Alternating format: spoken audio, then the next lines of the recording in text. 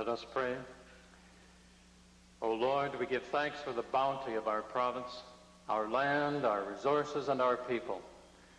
We pledge ourselves to act as good stewards on behalf of all Albertans. Amen.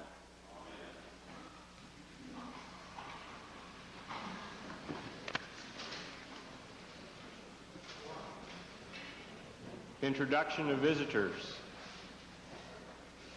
Presenting petitions. Reading and receiving petitions. Presenting reports by standing and special committees. Notices of motions. Introduction of bills. Thank you. The member for Calgary Forest Lawn. I request leave to introduce Bill 254, being an act to amend the Municipal Government Act. This bill would permit municipalities to take more effective action to protect their citizens from dogs defined as dangerous.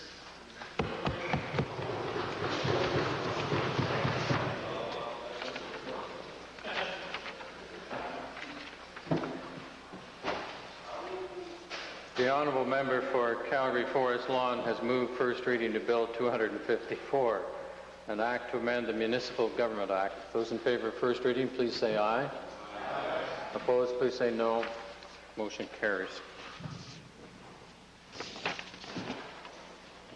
David. Okay. On behalf... Forgive me, Government House Leader, we have one announcement first. Bill number 254, an act to amend the Municipal Government Act, introduced by the honourable member, Mr. Pashak, is now read a first time. Thank you.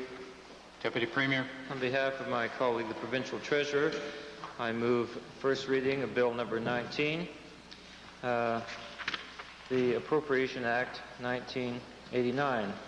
This being a money bill, Your Honour, the Honourable Lieutenant Governor is pleased to recommend the same for consideration by the Assembly. The Deputy Premier has moved on behalf of the Provincial Treasurer first reading of Bill number 19, Appropriation Act 1989. Those members in favour of first reading, please say aye. Aye. Opposed, please say no. So ordered.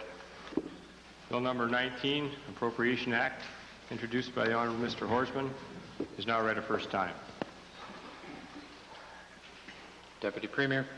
Your Honour, on behalf of the Honourable Provincial Treasurer, I move first reading of Bill number 21, the Appropriation Alberta Heritage Savings Trust Fund Capital Projects Division Act 1989-90. This being a money bill, Your Honour, the Lieutenant Governor is pleased to recommend the same for consideration by the Assembly. Deputy Premier, on behalf of the Provincial Treasurer, has moved first reading to Bill number 21, Appropriation Alberta Heritage Savings Trust Fund Capital Projects Division Act 1989-90. Those members in favour of first reading, please say aye. Aye. Opposed, please say no. Motion carries. Bill number 21, Appropriation Alberta Heritage Saving Trust Fund Capital Projects Division Act 1989-90, introduced by the Honourable Mr. Horsman, is now read a first time. Tabling returns and reports. Introduction of special guests. Minister of Transportation and Utilities. Mr. Speaker, to you and to the members of this Assembly, I have some people in the members' gallery I'd like to introduce to you. I have two introductions, Mr. Speaker. Mrs. Joan Wall of Peace River. She's a member of the North Peace Consortia Board and chairman of the Advisory Council. She's accompanied by her daughter, Anne Marie, and her mother, a citizen of Edmonton, Mrs. Flora Bachenko, and I would ask them to rise and receive the warm welcome of this Assembly.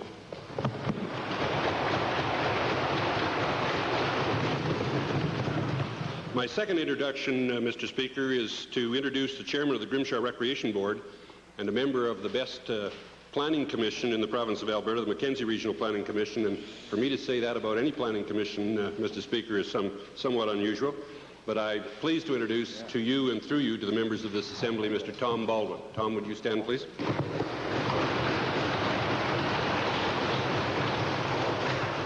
Member for Edmonton Meadowlark, followed by Calgary Glenmore.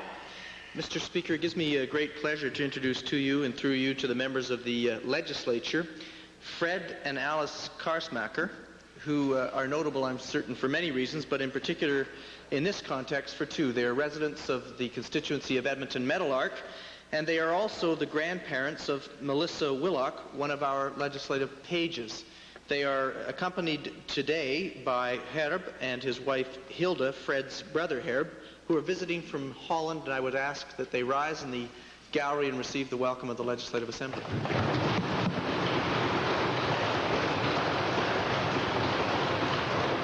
Doug Glenmore.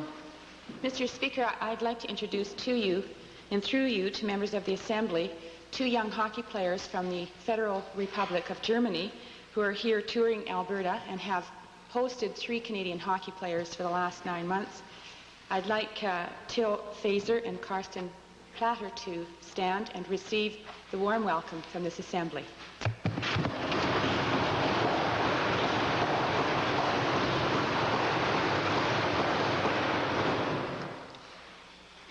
Ministerial statements. Oral question period. Mr. Speaker, to the Premier. Mr. Speaker, a term of reference for the Premier's Committee on Conflict on Interest, to use his words on July the 24th, and I quote, Mr. Speaker, to review as a specific matter the situation of Alberta Energy Company and the ownership of shares by senior public servants, MLAs, and ministers of the Executive Council. Mr. Speaker, finally, after the official opposition has brought forward a very good conduct and ethics bill over 10 years, this Premier is going to have ministerial conflict guidelines examined, Mr. Speaker. But instead of waiting for the findings of this committee, Mr. Speaker, the government has introduced a bill, Bill 15, the Alberta Energy Company Amendment Act, 1989, that we believe will again place Mr. with shares in that company in a serious conflict of interest. Mr. Speaker, because they can vote on ownership changes that will inevitably increase the value of Alberta Energy Company shares.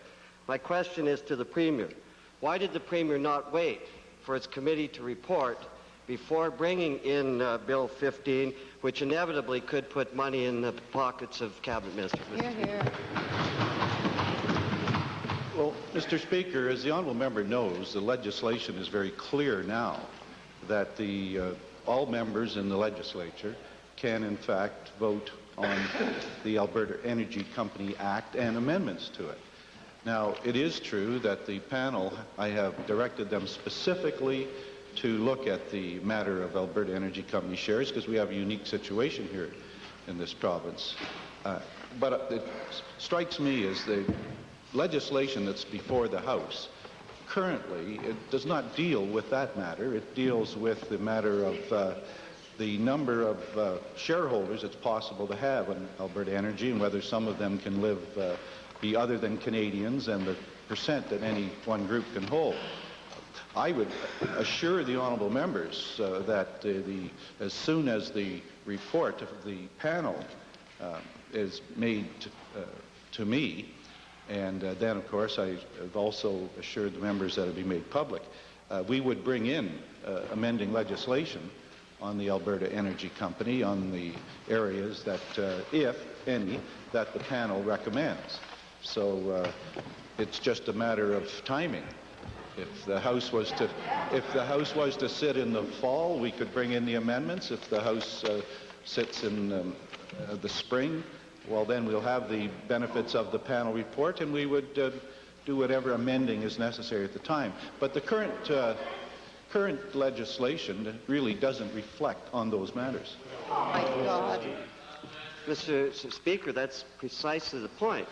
Would the Premier deny, then, that the purpose of this bill is, as he pointed out, to increase shares both inside and outside Canada, therefore making it more attractive to investors, therefore rising the price of shares? Isn't that the purpose of the bill? Mr. Speaker, that's not the exclusive purpose of the legislation. That may happen as a result of it. I don't know. The markets go up and down. But we do have a piece of legislation that is before the House, and the members can discuss it at second reading or committee. But I want the honourable members to know that we are dealing with the matter of Alberta Energy Company through the panel. They have been specifically asked to give us advice on it, and as soon as their advice is in, we intend to make the changes, if there are some recommended. Mr. Speaker, in view of the fact that this could clearly pose a conflict of interest that the Premier's acknowledged could occur because he set up the committee for especially cabinet ministers holding shares, would he agree to hold Bill 15 until the next session after this committee is reported? That seems to me the simplest thing to do. Well, that was one of the options, but when you're dealing with a matter like this, which involves shareholders and public knowledge of changes in the legislation, I think it's far better to deal with it while the panel is out, then get the panel's advice, and then deal with the amendment to the legislation. It seems to me it'll accomplish the matter. In the meantime, we have legislation that clearly says, now they've asked the question, Mr. Speaker, and now they won't listen to the answer. I'm trying to speak to them as reasonably as possible and give them an answer to the question. And what we would want to do is have the panel give us their advice, then bring in any amendments that might be necessary flowing from their advice. Second main question, Leader of the Opposition. Leader of the Opposition. Speaker, I'd like to designate my second question to the member from Edmonton Calder. Thank you, Mr. Speaker. My questions are to the Minister of Family and Social Services. Mr. Speaker, in order that this province cost-share social allowance payments under the Canada Assistance Plan, Alberta has had to define basic needs and to agree to cover those needs. Yet this government continues to demand that repayments be deducted from a client's social assistance check. A recent Federal Court of Canada decision held that the Government of Manitoba was exceeding its legal authority in deducting these overpayments from the checks of welfare recipients. To the Minister, given that the Minister's definition of basic needs is virtually identical to the one of Manitoba's in this court case, how can the Minister justify making these deductions? Well, Mr. Speaker, as so often is the case, the member neglected one very important factor in describing the situation in Manitoba, and that's that this particular case is still before the courts and it is being appealed, and we're awaiting the decision of that appeal. Well, Mr. Speaker, given that under the Canada Assistance Plan agreement that the province has agreed to provide for basic needs and that any deductions at all, that the Minister will not be covering those basic needs if he is deducting anything. And will the Minister take immediate action and stop deducting money that is essential for these people to live on? Mr. Speaker, again, the member is incorrect. We are not deducting any dollars that are applicable as it relates to basic needs. And this province is clearly meeting the requirements of the Canada Assistance Plan, and will continue to meet those regulations, Mr. Speaker. Mr. Twiddling your thumbs. That's right. Mr. Speaker, in view of the court case, in Manitoba, Alberta could stand, Mr. Speaker, to lose a lot of money from the federal government. And I'd like to ask this Minister, what actions is he taking to ensure that this does not happen? Well, Mr. Speaker, from two inaccurate statements to one hypothetical statement. Again, Mr. Speaker, I will only reiterate that this government is committed to providing those basic services to those Albertans that need them. And we will continue to provide shelter, food, clothing, dental, optometric care. Mr. Speaker, clearly we are meeting the requirements of the Canada Assistance Plan, and clearly we are meeting the needs of those Albertans that need our help. Thank you. Member for Edmonton Glengarry, Leader of the Liberal Party, followed by Bow Valley, then Calgary Forest Lawn. Thank you, Mr. Speaker. Mr. Speaker, on June the 5th in this Assembly, the Provincial Treasurer informed members of the Assembly that a special review group had been set up to look at the huge problem of unfunded pension liability. Subsequently, the Provincial Treasurer refused to answer any detailed questions with respect to that review group. Yesterday, the Provincial Treasurer admitted, I would suggest, defeat and failure by informing Albertans that the minister was advertising for an expert to assist the government in planning a program for deficit dealing, for deficit reduction. We know, Mr. Speaker, that Albertans now have the highest deficit with the exception of the federal government. My question is to the provincial treasurer. Given that a review group was put into place for the examination of the issue of unfunded pension liability, why did not the provincial treasurer put up the same kind of review group to look at and deal with the huge deficit that Albertans are facing?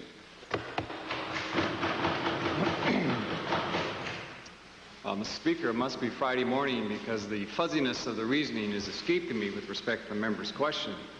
I've seen oblique questions before, I've seen circuitous questions before, but this is about as fuzzy a relationship as I've ever seen, Mr. Speaker.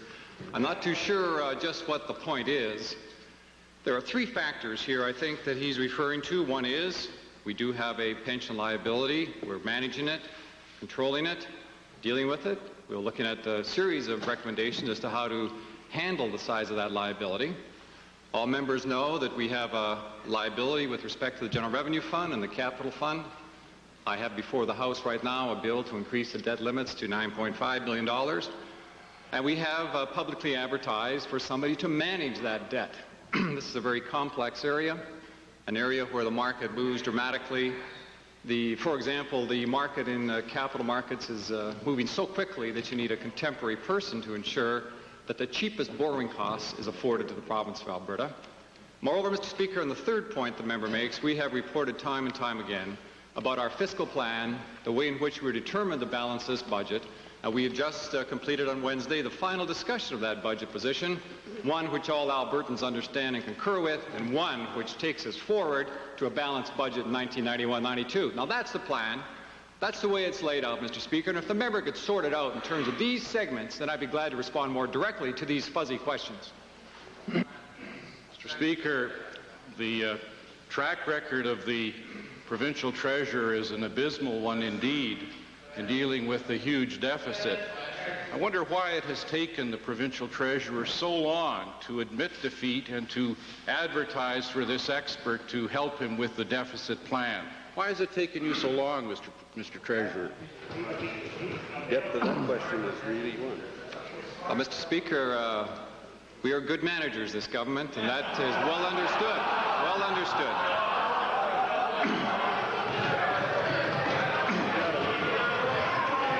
Now it's to be expected.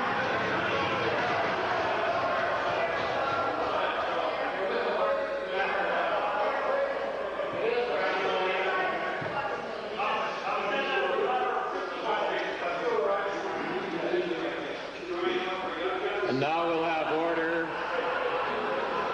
We will have order, or there won't be any more questions in question period.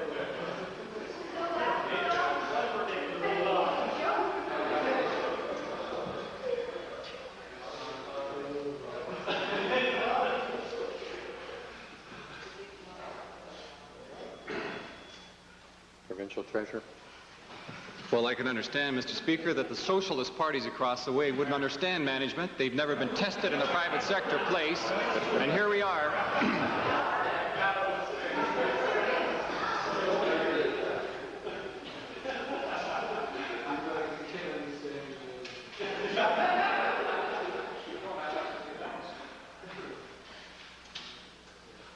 Provincial Treasurer. And as a result, Mr. Speaker, this government puts in place managers at all key sectors, and as the times change, you have to hire different specialists as the requirements for information for management are there. And that's essentially what this government is doing and will continue to do, Mr. Speaker.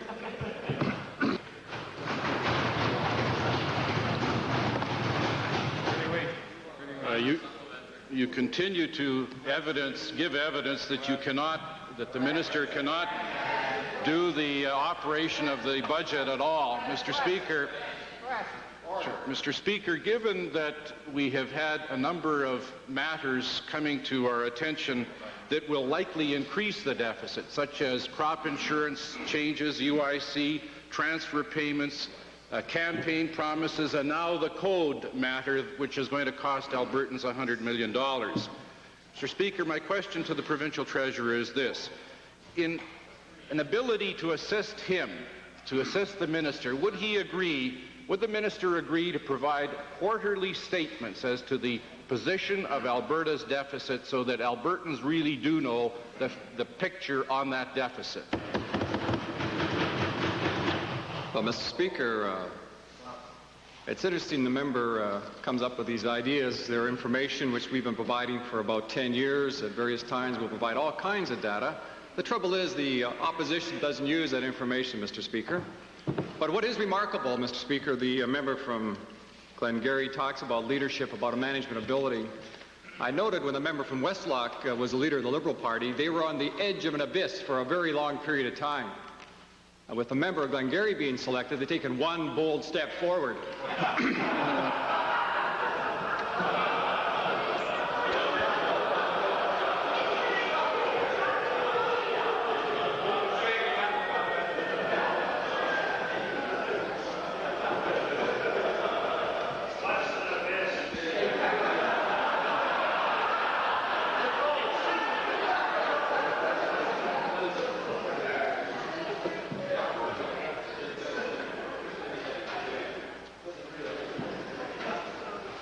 Valley. Thank you, Mr. Speaker. My questions are to the Minister of Career Development and Employment. Mr. Speaker, we keep hearing about the high level of employment that we're having in Alberta, reaching record levels, and yet we all recognize that the gas and oil drilling activities is very low, and that does create a lot of jobs. Could the minister explain to us why, when we have a very low level of gas and oil drilling activities, how could we have a record employment rate? Mr. Speaker, Stats Canada today once again issued the national unemployment figures in a statement that I issued a couple of hours ago, Mr. Speaker. Statement indicates that unemployment in Alberta has now risen to a high of 1,254,000 people. That's a record high level of employment in our province, Mr. Speaker. And it is true that oil and gas drilling activity in our province is at a very, very low level.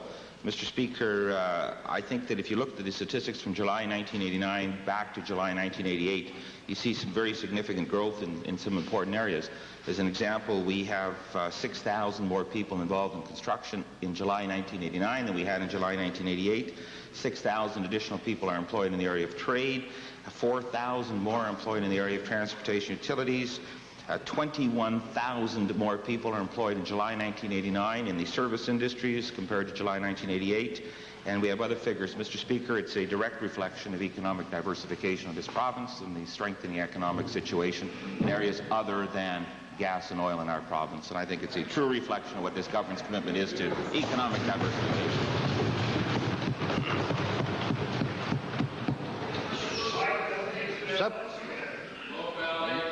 Supplementary question, Mr. Speaker. During the summer, we're all concerned about jobs for our young people. Could the minister explain what the current environment is for jobs for young people? Mr. Speaker, in July 1989, we have a record number of students employed in our province, 127,000. And of course, many of them are employed in the areas that I just talked about in the answer to the first question. But there are also some very, very other kinds of unique things happening in our province. As an example, there's a filming crew from Japan working in the city of Calgary right now that recently went out and hired some 3,000 young people to play a role in a film, to provide them with a diversified form of employment in the film and motion and picture industry, the tourism industry. We have the filming of a mini-series here in the city of Edmonton. And we're cooperating, by the way, with this film crew from the United States, and we'll be using some sets of buildings owned by the province. The MLA for Fort Saskatchewan and I will soon be announcing that one of the sets for the filming, Mr. Speaker, that will be used at the old Fort Saskatchewan jail. Mr. Speaker, there's an overall feeling of different kinds of activity in our province, and our youth, of course, are part of that and are are participating in it, and it's a good feeling for young people in the province of Alberta in August 1989.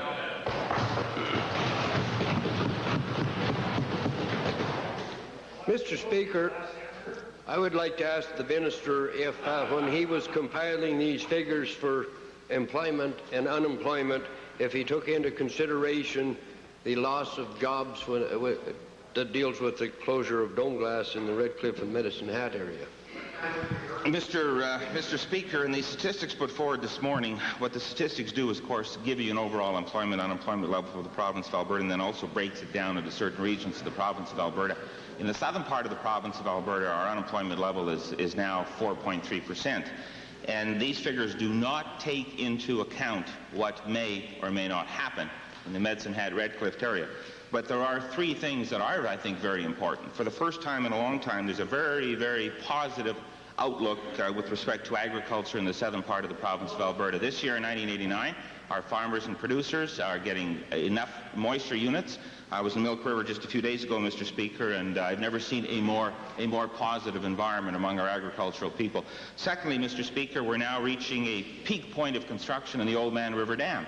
And remember that the Old Man River Dam, one of the most important environmental protection projects ever undertaken, period, is also providing employment for the citizens of Alberta, Mr. Speaker. And I would point out as well, Mr. Speaker, that recently there was an announced merger between Lakeside Packers and Centennial Packers, and they've indicated that in terms of the rationalization, they're very well.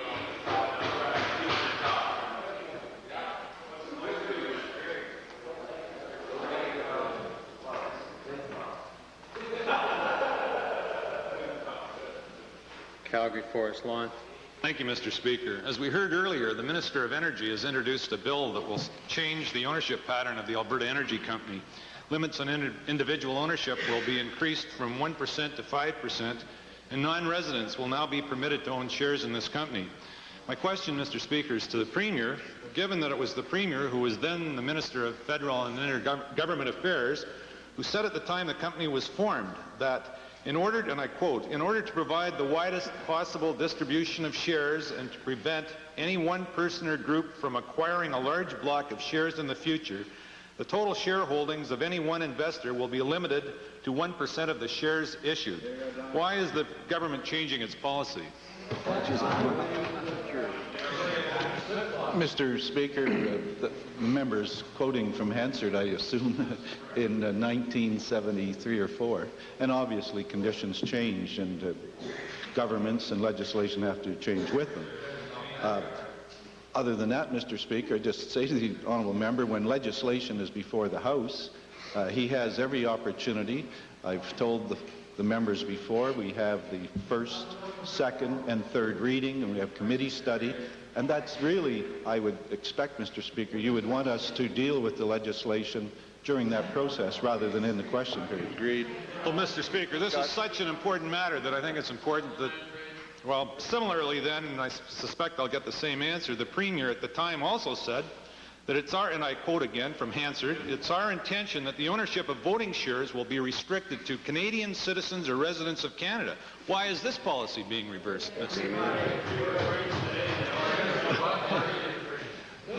Mr. Speaker, it's exactly what should be discussed when the bill is before the House.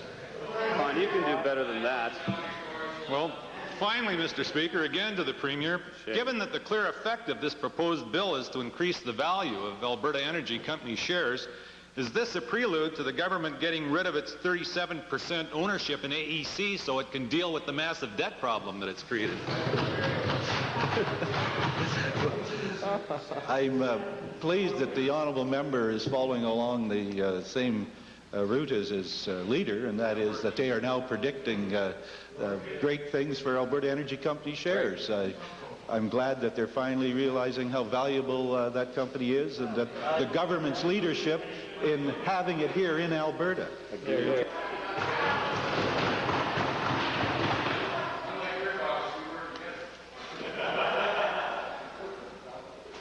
Westlock Sturgeon. Thank you, Mr. Speaker. A question to the Minister of Agriculture today. as we all know, and we've seen often that the 4-liter jugs for milk are very much in demand by the consumers, as it markets more milk and it is more convenient to many large families.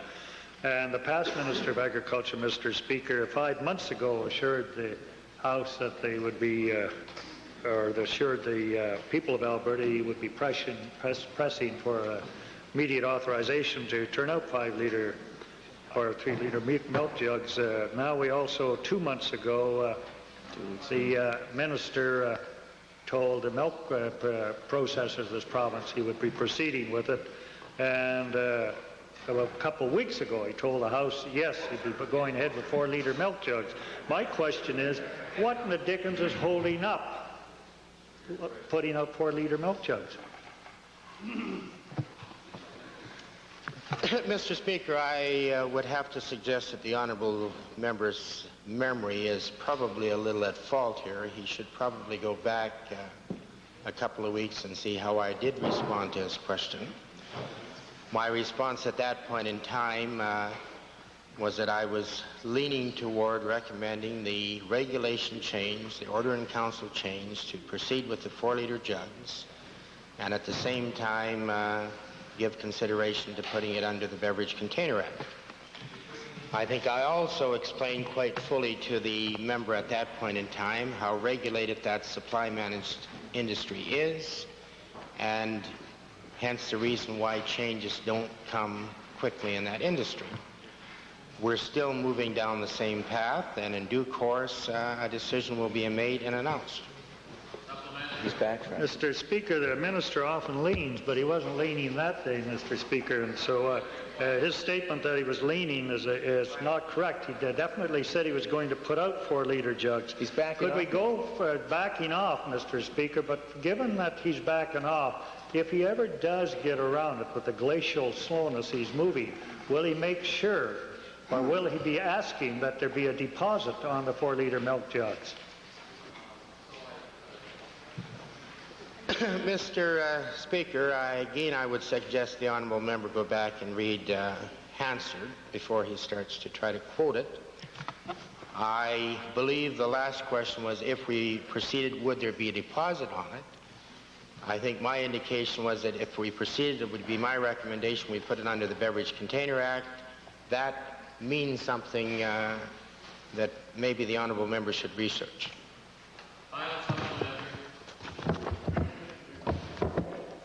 Mr. Speaker, given that Hansard says, as soon as I can get an order in council, leaning is not mentioned, Mr. Speaker. Yeah, exactly. Given the fact that no milk container in Alberta now, or milk containers in Alberta now have to have a deposit, why would he consider putting a deposit on the 4-liter jug? Why would he discriminate against that? Mr. Speaker, I believe I indicated earlier on that there were two concerns within the industry and outside the industry with respect to the move to the 4-liter jugs. Number one was the potential added cost to a base product such as milk, which is highly regulated, the price set by the PUB. If we simply change the packaging and allow the industry to pass the costs of retooling plants through to the consumer. The second major concern was environmental, and I would remind the honourable member that the other plastic jugs are recently new entries into the Alberta marketplace and would obviously be given the same consideration if the decision is made to put them under the Beverage Container Act. Innisfail, followed by Edmonton Strathcona. Thank you, Mr. Speaker. My question is to the Minister of Agriculture. Recently, the federal and provincial ministers of agriculture met in Prince Albert, Saskatchewan. My question to the minister is, was there any discussion on the importance of agriculture trade to the overall economy of Canada? Mr. Speaker,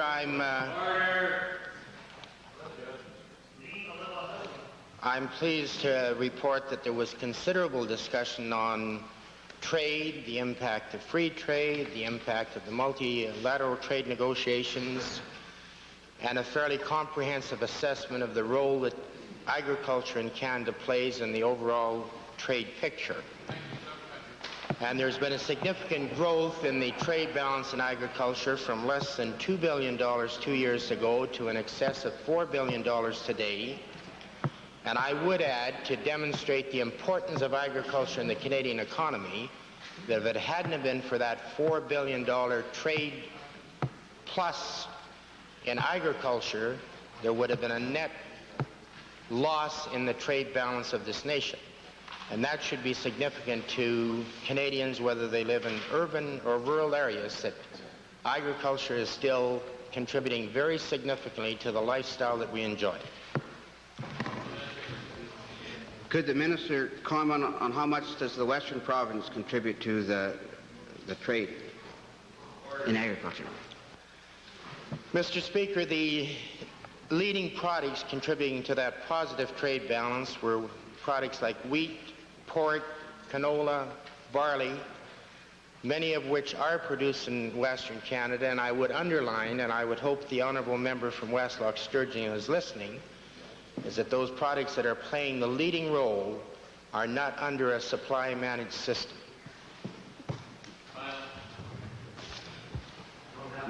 Does the minister have any figures on the amount of trade with the United States, and does the minister expect this to increase with the free trade agreement?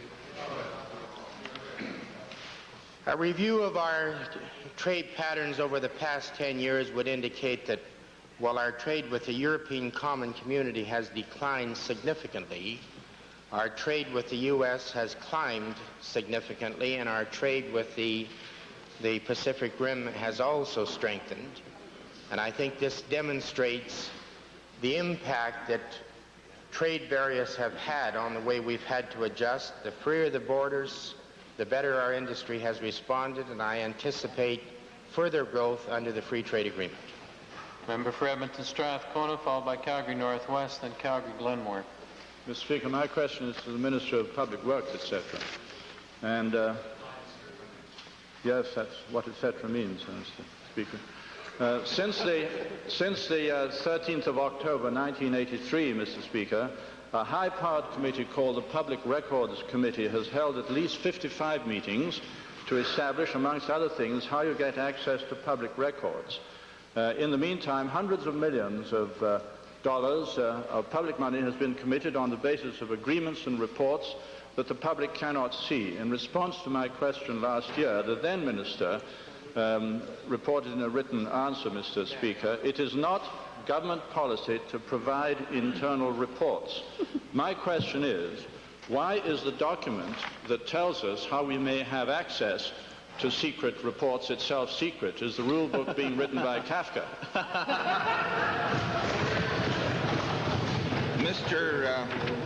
Mr. Speaker, one of the guidebooks and the rules that all members in British parliaments follow is a book entitled Beauchesne's Parliamentary Rules and Forms, the 6th edition.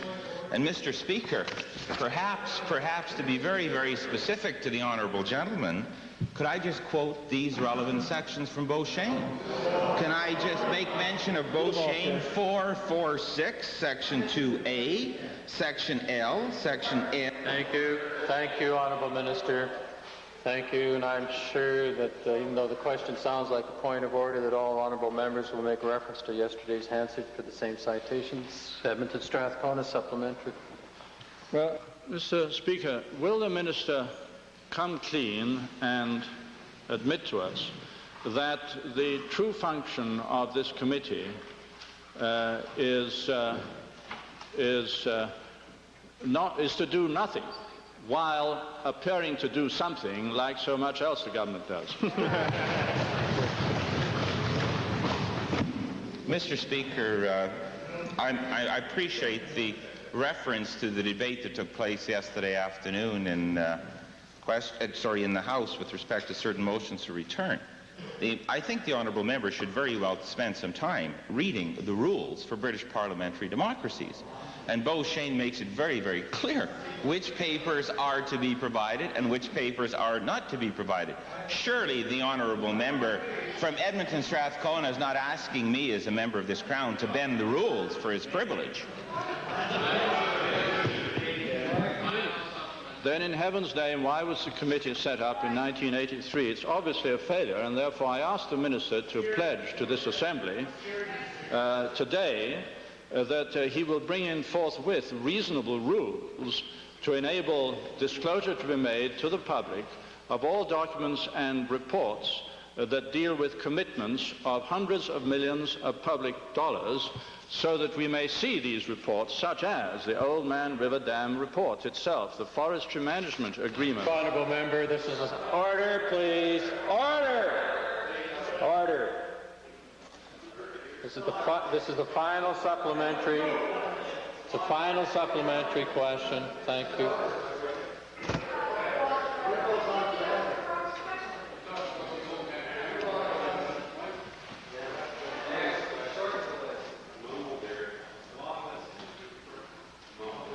Perhaps the minister would like to respond to the first question that was in that long series of questions. Thank you very much, Mr. Speaker. Mr. Speaker, I've been a member of this Assembly since 1979. And Mr. Speaker, I had the great privilege of serving the people of Alberta in this Assembly as the Minister of the Environment from 1986 to 1988. Every document with respect to the Old Man River Dam that has been published has been presented and tabled in this Assembly, Mr. Speaker, and there is tape, Mr. Speaker, television tape, to see this minister standing behind tons of paper that has been provided to the Assembly, the Legislative Library. Mr. Speaker, it is in Hansard, and for the gentleman to suggest that we are withholding information in the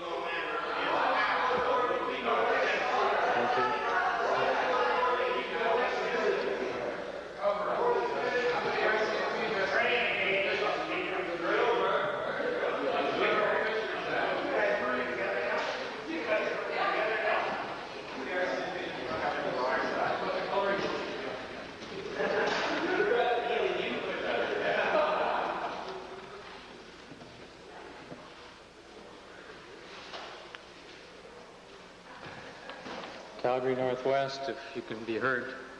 Thank you, Mr. Speaker. Just 2 weeks ago in this Assembly, the Minister of Environment rose and proudly told Albertans of his desire to create a world-class recycling industry in Alberta. Today, Mr. Speaker, there's a company called, in Edmonton, by the way, called Applied Polymer Research. And this company, Mr. Speaker, is a world leader, and it has a technique to convert thousands of pounds, in fact millions of pounds of used plastic pop bottles into recyclable, worthwhile products that are worth 10 times their original value. Temporary cash problems, Mr. Speaker, unfortunately will cause this company to shut down today, forcing possible loss to Alberta of a front-edge technology. And to date, the Ministers of the Environment, Economic Development and Trade, Technology, Research and Telecommunication have shown absolutely no concern. And since this is a concern with dealing with money, I guess I'll have to ask the Deputy Premier, I guess, is considering the recent announcement to stimulate the Alberta recycling industry, how can this government allow this company to falter, resulting in the loss of the technology, the second, I might note, recycling company that is likely to close? Mr. Speaker, in the absence of the ministers responsible directly, who today are in Fort Saskatchewan to announce a very major new economic development for Alberta, I will take the question as notice. Well, my second question then would be directed to the provincial treasurer. Why is it that on one hand, Mr. Pocklington can come in and get $67 million worth of public help, while on the other hand, this company has been totally ignored, and it has the potential to explore its technology all over the world?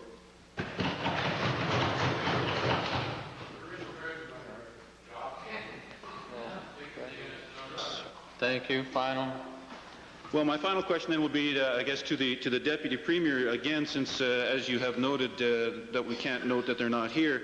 Will he direct these ministers, please, will he please direct the ministers?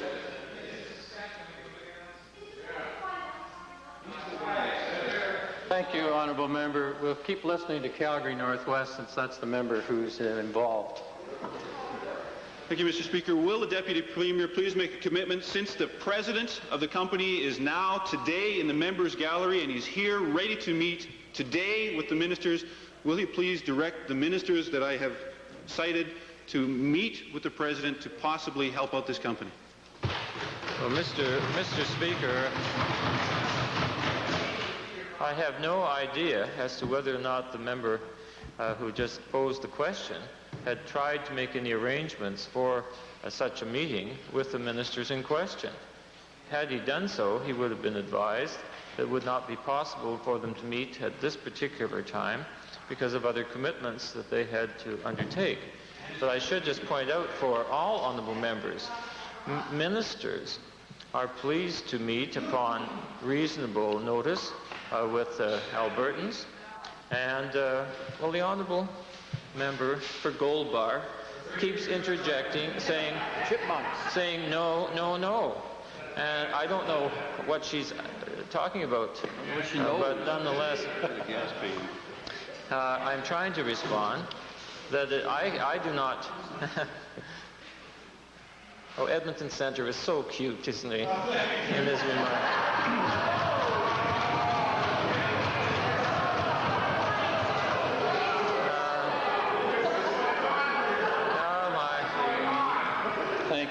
Thank you.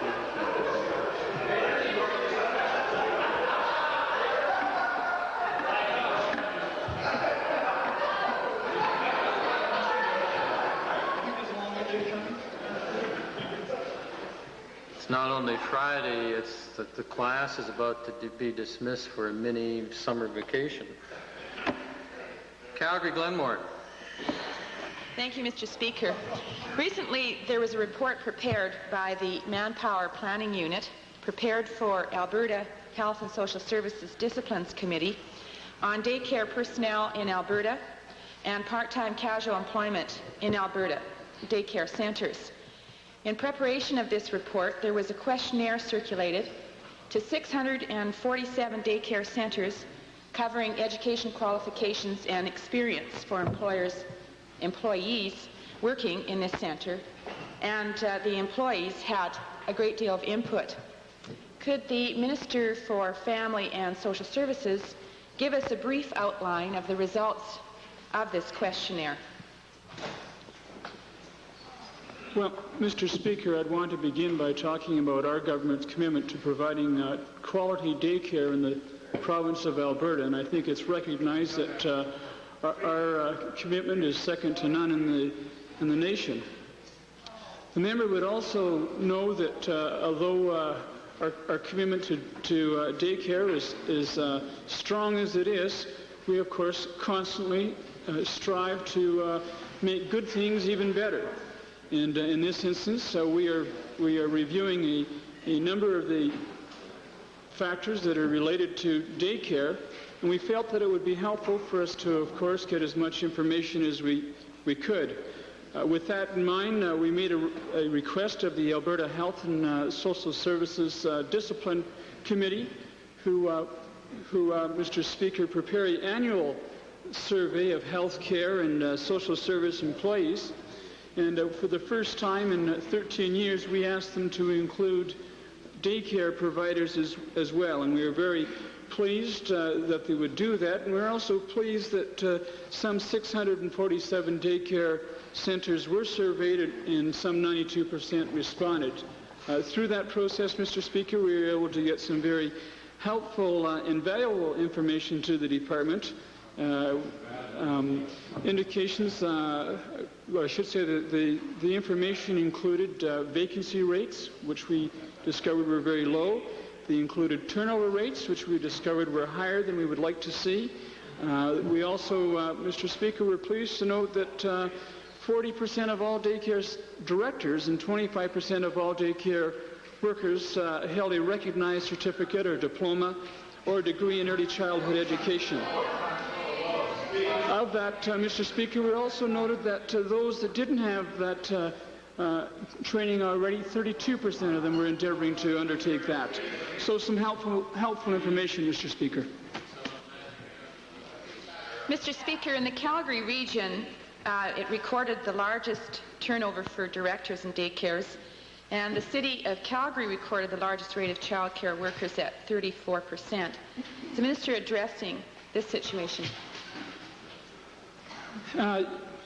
Yes, Mr. Speaker, that was one of the factors that stood out in my mind. I would only say to the member that it was something that I think has to be addressed not just by government, but of course by the daycare operators themselves.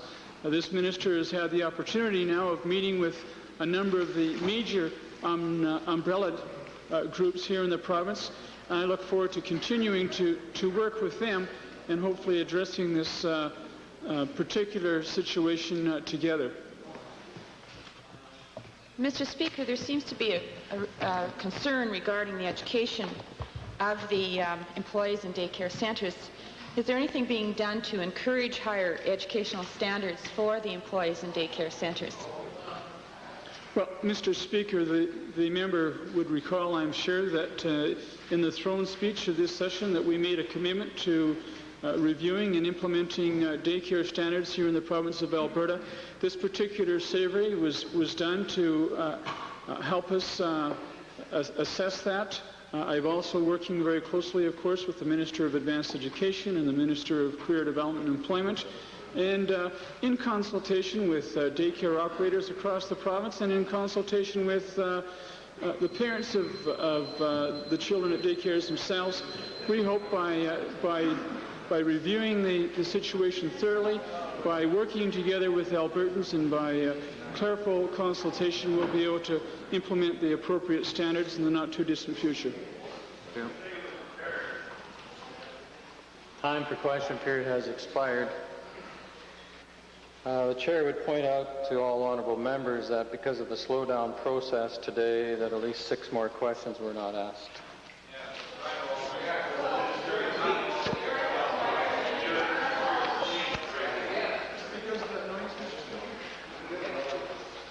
Can't hear.